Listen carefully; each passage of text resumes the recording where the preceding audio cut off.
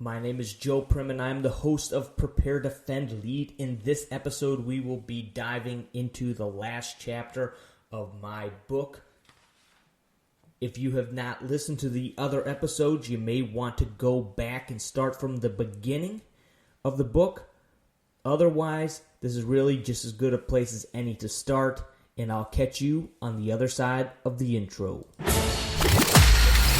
The comfort and distractions of today collide to indulge our desires and provide a slow death by apathy. A superior primitive ethos exists. Prepare for tomorrow. Defend what you value and lead those you love. This mindset is the foundation of living an authentic life as a bold, disciplined man resolute in your mission. Prepare, defend, lead. Your mission. Own it. All right, here we go. Once again, diving into my new book, Open. If you have not followed along up to this point, you may want to go back to the first episode and catch back up. Otherwise, stick around and go back and check out the other episodes, the previous episodes, if you want to get into more. For some of you, I am certain you are about done with listening to the chapters of this book. Looking forward to a time when I move on onto a different topic. I appreciate your patience for those of you that are of that mindset, those of you who have already read through the book or have a good idea through over the years of what this open principles are about. But this exercise of going through this and recording these podcasts is twofold. Number one, it gives me the opportunity to get these out there again. It has been many, many years since I went through the principles of open on the podcast so that it could be freely shared with everybody. Those original podcasts are gone. In fact, they may be lost. I have to look pretty deep, I think, into the archives of some computer somewhere, some hard drive somewhere in order to find those original episodes. So part of it is getting this information out there.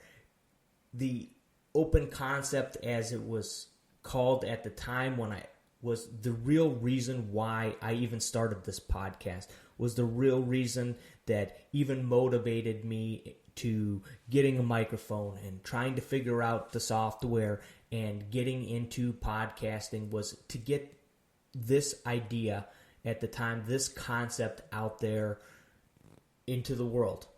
And now, all these years later, probably 5-6 years later, the book is done that I never thought that I'd be able to do.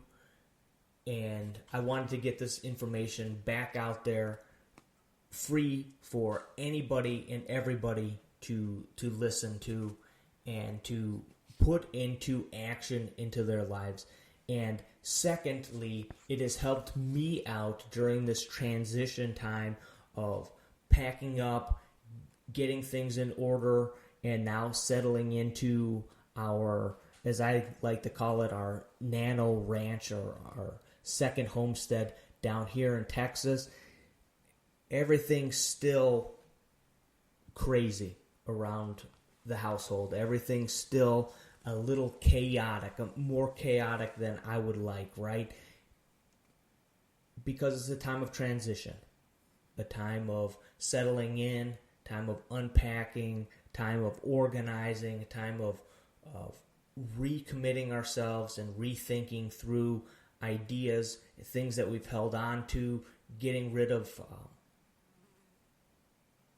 part of the past, right? Every time you move forward, you start something new. There's also not just the joy of moving forward, but also the change of leaving behind the past. So as we've been in this transition period, it has made it very simple for me to be able to, each and every episode, except for the episode that I did the interview with Frank Sell, to just go back to this book, go back to the basics, go back to the origin of this podcast and delve into this book. Give me the opportunity to read through these thoughts and rethink through some of these things. And some of these episodes been able to expound on some of the ideas, explain some of the things that are difficult to put down onto paper versus speak them out or show them to people. So this has been a good exercise for me because of that. Because of the book and this coming out, it's opened up some other opportunities which are great and exciting. A couple opportunities to share the idea, to share about the book on a couple of podcasts, but also an opportunity where I was invited to do a presentation on the 6 principles of open. So trying to hash that out and figure out how to do a nice, solid presentation that is worthy of the time and effort and energy that I've invested into writing the book, to in turn put that into a presentation that is 20 or 30 minutes, will be a great new challenge. Because as always, once you get to the end of that challenge, once you fight forward, and all of a sudden, I shouldn't say all of a sudden, but at some point, this book I'm holding right now in my hand is in print. You come to a point where the question should be, what's next? Where do I go from here?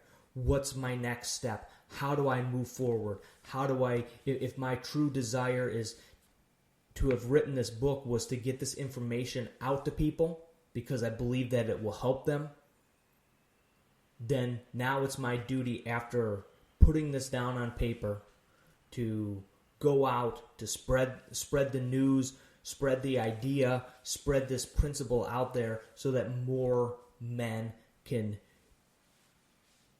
grab a hold of this concept, this idea, and these principles in this book in order to challenge themselves and in order to push themselves to become the fathers, the husbands, the leaders that we so desperately need right now in our communities and in our homes. So with that being the true mission, I take on these new challenges wholeheartedly. And the more that I learn, if I can learn how to do these presentations, that opens up other doors, that opens up different opportunities in order to come up with some presentations on preparedness and different aspects of preparedness. Earlier this year, I did a kind of a Preparedness 101 episode. Some people love listening to a podcast. That's their jam. When they're sitting in traffic on their way home, they want some entertainment. They want something to listen to while they focus on the road. For other people, they need something visual. And if I can turn the podcast, if I can turn me speaking into something visual for those that learn that way and those that need something that way, hey, that's one more thing that I know how to do. So I was challenged, or I shouldn't say I was challenged. I was asked to do a presentation. But when you've never done anything like that before, and you have a desire to do the best possible presentation that I can do, it becomes a challenge. So I look forward to that. That's something that I'll be working on over the next few weeks, is putting that together and learning how to use the video and Canva for putting together a solid presentation with slides so that people that may never listen to this book,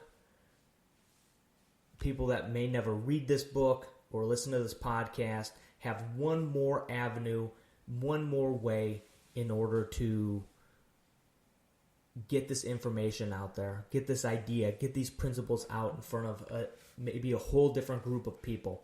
So exciting times, lots of changes, always new things going on here for our family. It is a muddy, floody mess down here in Texas right now. We don't have a driveway yet at the homestead, so my wife has gotten stuck the last few days. Got home again today, 2 days in a row.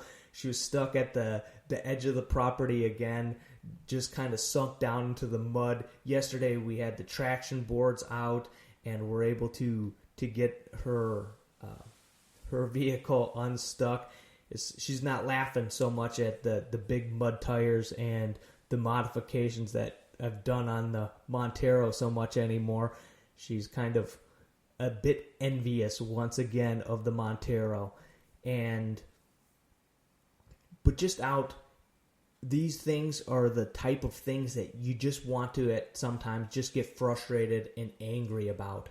But these are also the times where memories are built, and it is so important when things seem to be going wrong and you are tired, you're at your wit's end, you're frustrated. Again, it's wet and rainy, vehicles are stuck in the mud, the kids are getting dirty.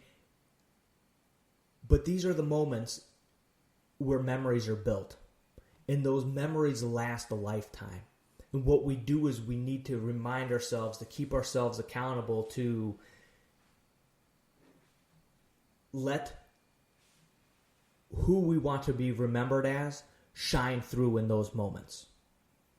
And the kids will remember these moments of being out in the mud and pushing mom's vehicle, and it was actually their idea to grab the traction boards. They're right there strapped on the back of my Montero, and I'm spinning the wheels on these newer vehicles. Are really funky to try to get out of the mud. I imagine it's the same trying to get them out of the snow with the traction control, and they're not like an old vehicle where you can just kind of spin the wheels, jam it back and forth between reverse and drive, and get the vehicle rocking and get some momentum moving forward.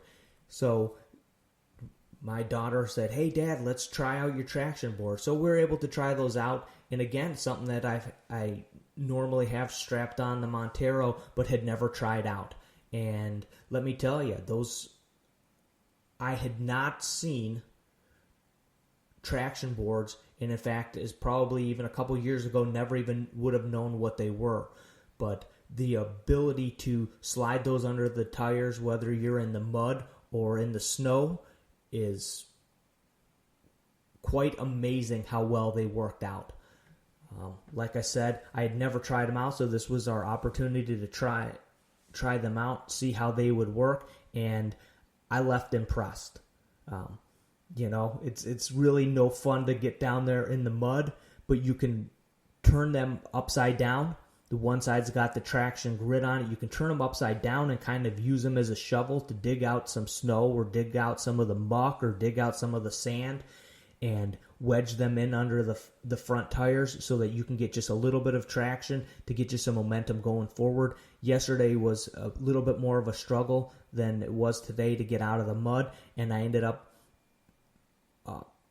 placing them, getting them in there, moving forward, got the front tires over the traction boards, moved forward, 10 feet, and had to grab the traction boards again, get them under there again, move another 10 feet. Because, as I said, it is a floody, muddy, sloppy mess down here in Central Texas right now. So, again, taking advantage of these opportunities that in the moment don't really seem like opportunities. They seem like frustrating times, things to be angry about. When we did get the vehicle out today, pulled around, realized that the back tire was flat, had to change out a tire in the mud on her vehicle, but realizing that we are not in control of everything. There is a minute amount of things where we really have control over. And those things that we do have control over, we need to maintain that control over it. The things that we have no control over, we need to let go, and we need to accept them. And I'm reading a new book right now. I'll probably get into it late in another episode down the road. We need to be grateful for it.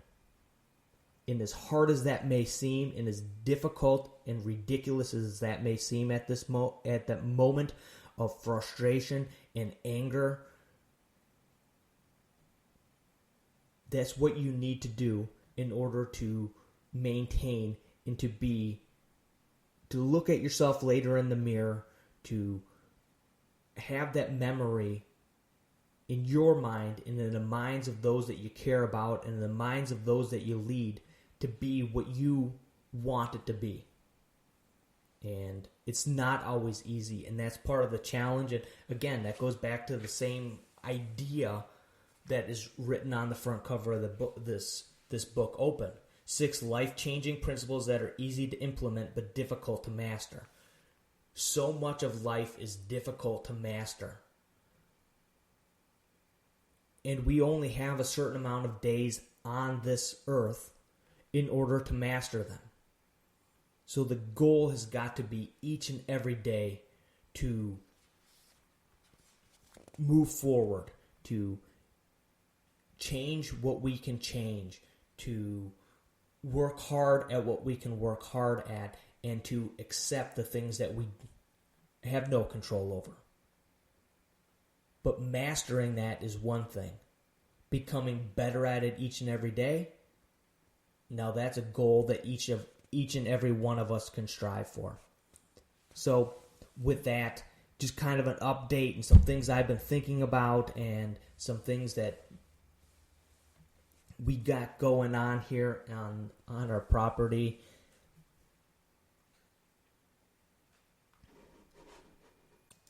Some challenges that I'm facing and some challenges that I'm learning that I want to pass on to you, so you can think about it.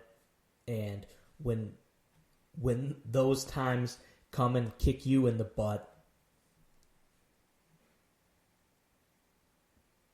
you can realize we're all on the same path together here, trying to figure it out and trying to become and learn and to be the best, again, husbands, fathers, and leaders that we can possibly be. And that's a challenge.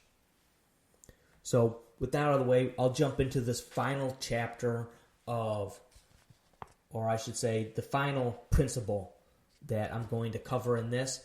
In the book, I do have a final chapter that's kind of about putting all of this together and some ideas and systems on making things work out and getting a better understanding of how they work together, how you can keep yourself accountable.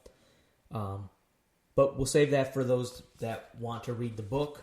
Again, there's a few more stories in the book versus what I've covered in these episodes. So if you want to buy the book, you can go to Prepare.Defend.Lead.com and get the PDF copy, or you can go to Amazon.com and you can either order some paperbacks or you can get it on Kindle if that's your jam, which is what I like. I'm collecting up quite the library on Kindle, and I like it because I can always have it with me.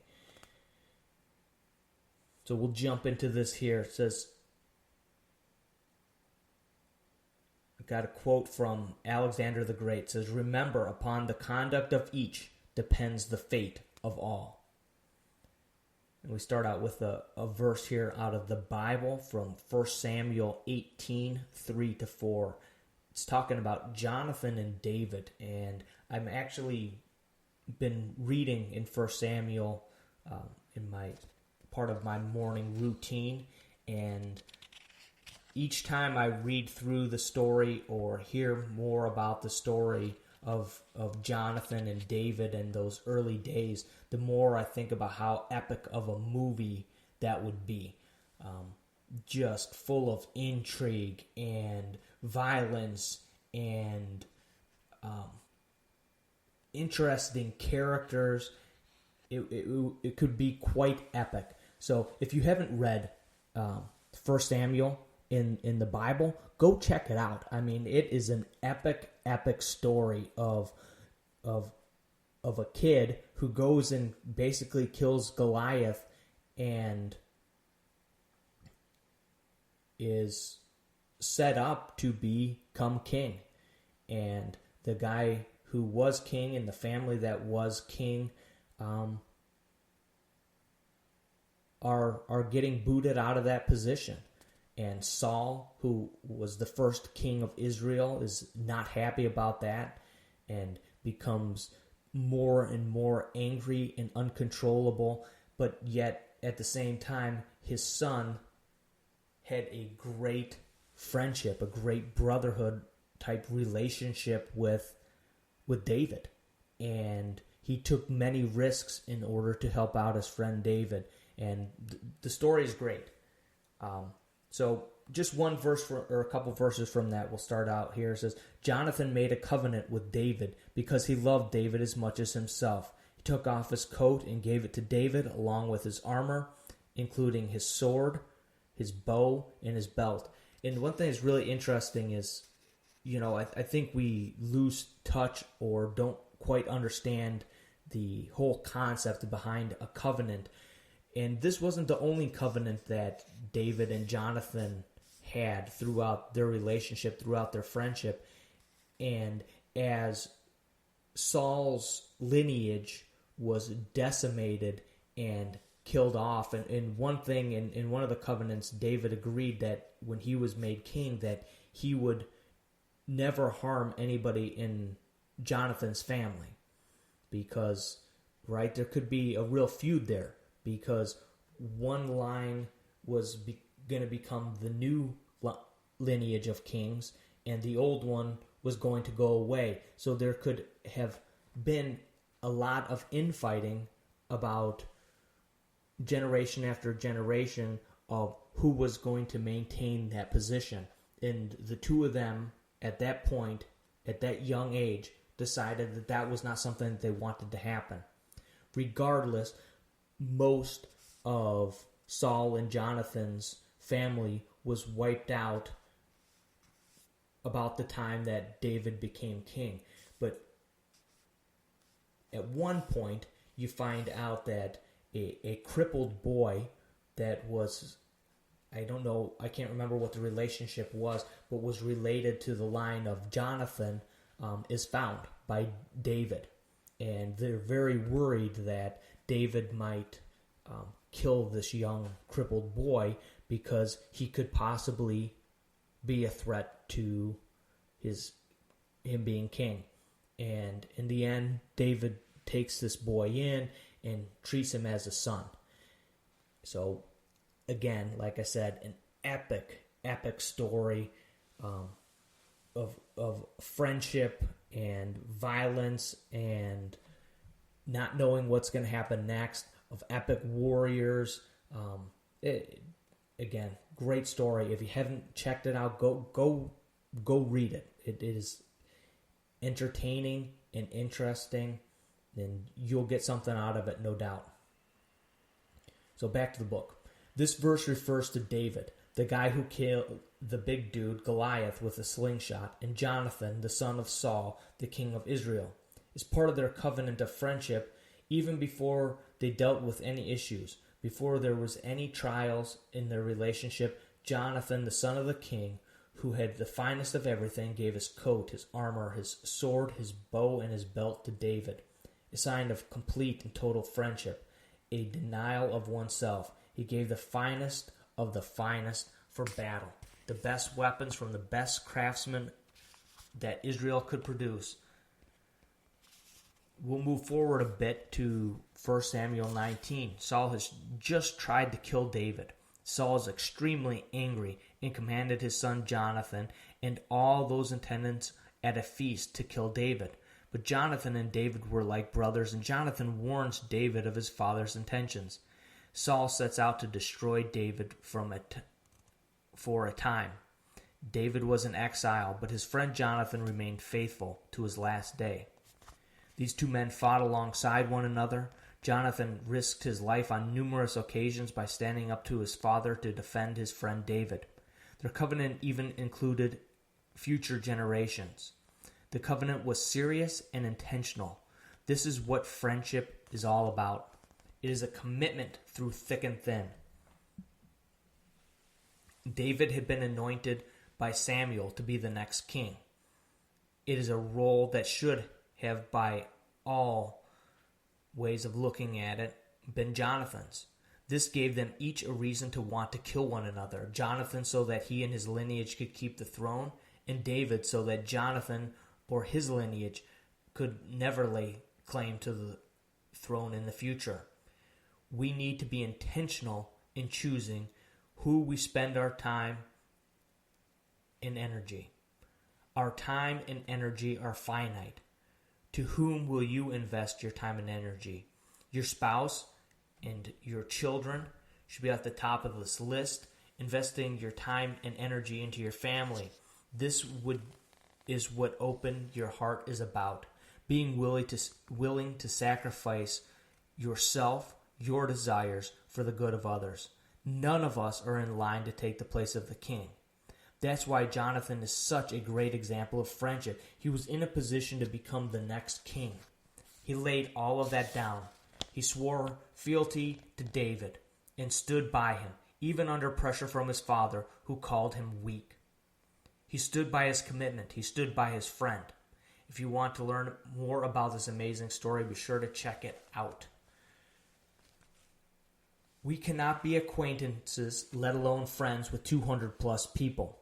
So maybe we should minimize our social networking time and use that time to open our ears to listen to our spouses and our children and to our real friends, to open our eyes to appreciate the wonder of our children, the beauty of our wives, or the hurt in a friend's eyes.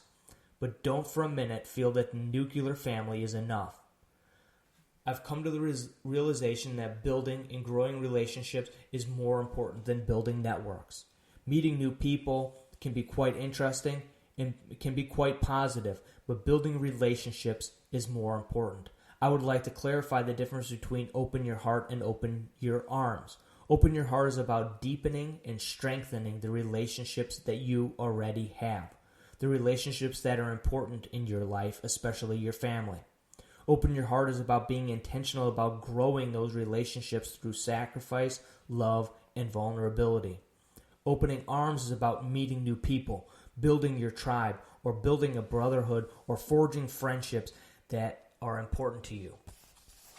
The intent being that after you open your arms to that person, that friendship will grow over time so that you open your heart to that person and forge it into a deeper relationship. This chapter will be slanted toward the male point of view, especially since now in our culture and our society, true male friendships have become virtually extinct. Statistics say the majority of men don't have someone that, if they were out of town, they could call to check in on their family. They don't have someone that they could borrow $50 to $100 from, and they don't have anybody to call for a place to stay if their home were flooded.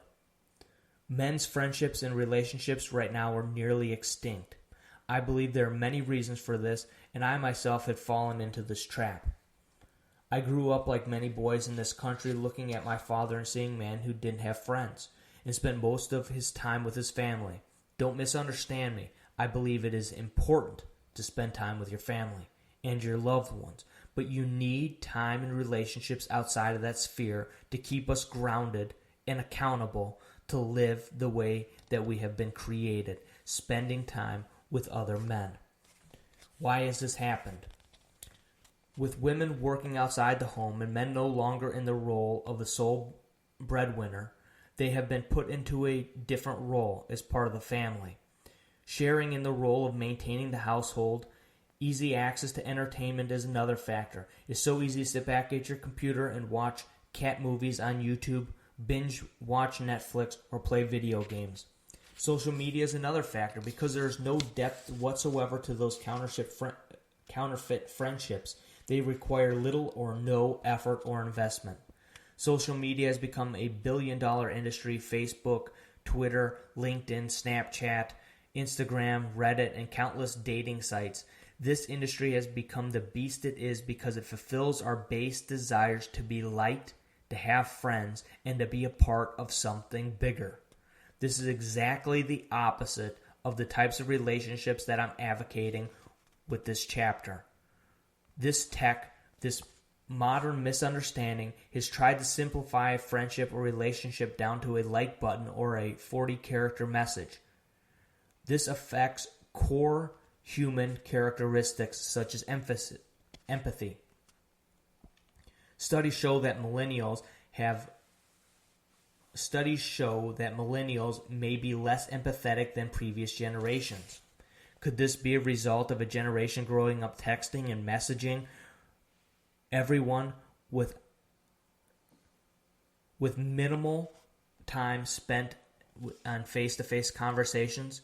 Could it be that this digital separation from people prevents us from feeling, from sharing grief, from understanding the hurt that others may be experiencing?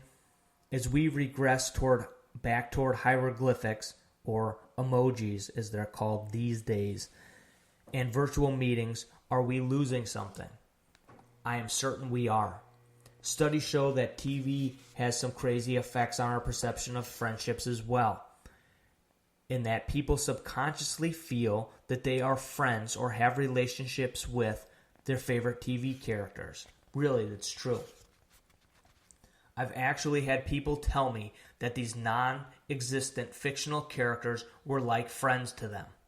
Have you ever had a TV show character do something strange and you thought you couldn't believe that they did that? That's because you feel some kind of connection. The TV show character did something out of character. TV intentionally preys on our desire for friendship to keep us coming back week after week. Even sci-fi writer Ray Bradbury said that Fahrenheit 451 was more about an unhealthy attachment to mindless television than about censorship. One of the real issues created by accepting this new modern form of friendship is that it leaves you vulnerable because you are now associating with new friends. There's naturally a level of trust given, making you vulnerable to manipulation. Facebook admitted to filtering new users' news feeds, the flow comments, videos, and pictures posted by users. The study concluded that emotions expressed by friends on Facebook influence moods. To our knowledge, this is the first experimental evidence of massive scale emotional contagion via social media. Almost 700 users were included in this experiment on manipulation. How many people had long-term impacts based on this manipulation of their emotions? Why is this a problem? It's a problem because it isolates men. This is not the way that we were intended to function.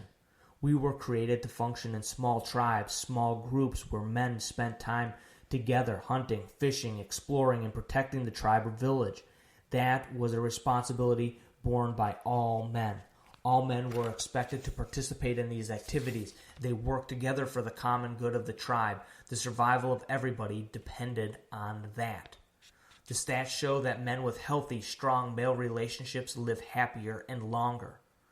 We all have an inherent desire to feel needed, to be a part of something bigger than ourselves. We want to feel respected, with purpose. Being part of a tribe, a group of friends, or a brotherhood is key. It eases fear and tension because somebody literally has your back. There are real concerns out there. Being out of town, having your wife call frantically because something broke, or not being able to contact your wife while you're out of town, being able to call a friend to check and just make sure everything's okay is priceless. Having peace of mind to know you can call somebody and they will, without question, stop by and check on your family or help out when there's an issue is invaluable and allows you to make better decisions. If you have a close relationship with someone, they can help you make better decisions and keep you accountable to your standards. Having close relationships with friends gives you confidence. You know that you can say what you need to say or do what you need to do because someone has your back. You have somebody that's behind you, that knows you and understands who you are and what you stand for. A good friend will call you out and help you correct wrong behavior if you are moving in a wrong direction. Suicide rates for men without close relationships is very high. The numbers are staggering for suicides among young and middle-aged men. It's tragic. It's sad that these men are middle-aged, many still with young children or children in their teens, and they're ending their lives prematurely. Sebastian Younger, an author and reporter, had been embedded with troops for several tours in Iraq. Over this time, he got to know and become close to many of these soldiers. After returning to the U.S. and having his own PTSD issues, he discovered that a good number of the soldiers he knew had committed suicide. He was hurt by this and decided he needed to use his investigative and journalistic skills to attempt to understand what was going on, why this was happening to people that he cared about. He wrote the experience in his excellent book, Tribe. He originally believed that a lot of the suicides would involve soldiers that had spent a lot of time in combat, that had seen horrific incidents in war, and that it was these experiences that were factors in their suicide. What he found was that 50% or more of those that committed suicide had never even seen combat. This led him to believe a large part of the problem was reestablishing themselves and trying to re-enter society as civilians. One of the major differences between military life and civilian life are the relationships and bonds created in conflict. In the military, you are something bigger than yourself. It's not just about you and what you want to do. There is a bigger picture. Sebastian's investigation led him to believe that this may be the biggest difficulty in acclimating to our current culture. If this is indeed true, it's sad on many levels. It's heartbreaking that these guys join the military and become something bigger than themselves, then come home to realize that nobody or very few people care to become involved in that kind of relationship. You may ask, so where do I begin? First, look around you. Look at your co-workers, your extended family, your neighbors, your gym, your church. Look for men that have similar interests. Look for a guy who has something in common with you. Maybe there's someone at your church with a Ducks Unlimited sticker, and duck hunting may be your thing. Maybe you've got a co-worker with a great overland rig, and you are interested in getting involved in overlanding or ham radio or scuba. To start, you could look for a club or a group to join, a VA, a church, a sports league, bowling, shooting competitions, a hobby club, radio-controlled airplanes, anything that gives you an opportunity to meet people with similar interests. If those ideas don't pan out, you can build your own group. Set up a camping trip, a hiking trip, a small barbecue competition, family get-together night, shooting day, or fishing day. Do a mud run or a Spartan race, or do a church work day, or organize a group to clean up and do repairs at an elderly neighbor's home. Keep in mind, men bond through activities, not by sitting in a circle in some meeting room talking. Men bond by doing things together. Until you start, you'll be alone, missing out on relationships with new people that in 2 years or 6 years could become something very important in your life. The end goal is what you really want to try to accomplish by building these tighter relationships is to build a small tribe of men. You will have somebody that's willing to help you when you need a helping hand because they know you are willing to help them when they need one. It is important as our future is uncertain, and we must build relationships with like-minded people because it could very well end up that we're more reliant on one another than we could have ever imagined. The excuses we use for not establishing these relationships start to go away. Those of us that choose to be left alone may indeed end up all alone.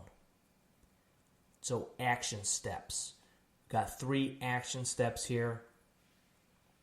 Identify 2 to 3 men in your life, co-workers, acquaintances, neighbors, etc. that you believe could fit the bill as a friend. Action step 2. Invite someone from the list above to join you for coffee or a steak dinner or an event. Action step number 3, look into joining a local hobby club or martial arts school. So here's the deal. I could do a whole episode on 1,000 different ideas on how you could meet people, how you could find friends. Here's the reality. Some of you out there listening and you have that good, tight group of friends. That's the minority. And then there's some of you guys out there listening that have one, maybe 2 friends that you're pretty certain would have your back if push came to shove, or if you really needed something. And that's a little bit bigger group than the group that has a good group of friends. And then there's the majority of the people, guys listening to this podcast, that have very little in that area. They might have a guy here or there, or a friendship, or an acquaintance here or there. But the reality is, until you take action, it will stay the same way that it is. The majority of men out there right now have no push, have very little desire to dig deep and spend the time and put in the energy, put in the money, put in the effort to build a relationship. And if this is something that you feel that you need in your life, if you've come to the realization that, look, as we move forward here in this country and things get more shady, things get more shaky, I realize that the human collateral relationships are just may end up being 1,000 times more valuable than gold or ammo or anything else. Having those relationships with people that you can trust becomes invaluable. But the reality is, it's going to be on you. As I was talking about earlier in the podcast, on how there's very little in this world that we actually can control. And the things that we can't control, we just need to accept. But the things that we can control, we need to grasp a hold with 2 hands and one heck of a grip and do what we can with to manipulate and make work the way that we need them to work, which is usually ourselves. This is just that type of situation. You are going to have to be the one that sends out the email. You're going to have to be the one that makes the phone calls. You're going to be the one that has to make the text messages. And you're going to deal with a rejection. And you're going to deal with another rejection. And you're going to deal with a no-show. And you're going to deal with those time after time. Why am I saying this? It's not to discourage you. It's actually to encourage you that when these things happen to you, this is just the way things are going to go. Don't let that stop you. Don't let that slow you down. If you have come to a point in your life and you realize this is something that you need, go and make it happen. It rests upon you to put this together. And again, your wife may have a good group of friends from her church or from Little League or whatever it might be. Invite these people over and have the opportunity to meet their husbands, and maybe there's something there. Again, if you are in a position where you just have nobody, focus on building one solid relationship. And then off of that, you can build it into more people. Or maybe you can find a group. Maybe you have a good ham radio group in your area with like-minded people, and you can join that group and can be accepted into what they got going on, learn from them, and at the same time have a solid group of people around you. But again, there's no one shoe that's going to fit every situation here. But if you are in a position, and I'm going to bet that the majority of those listening to this podcast are in that position, where if there was an emergency, you wouldn't know who the first person is that you were going to call. If that's where you're at, make it a focus as you move forward to rectify that situation. It will make you such a better husband, such a better father, such a better leader to have other people, other men specifically, in your life that will help hold you accountable, and not in a weird way, but help hold you accountable and hold you to your standards. Not their standards, not some standards of something else, but help hold you accountable to your standards.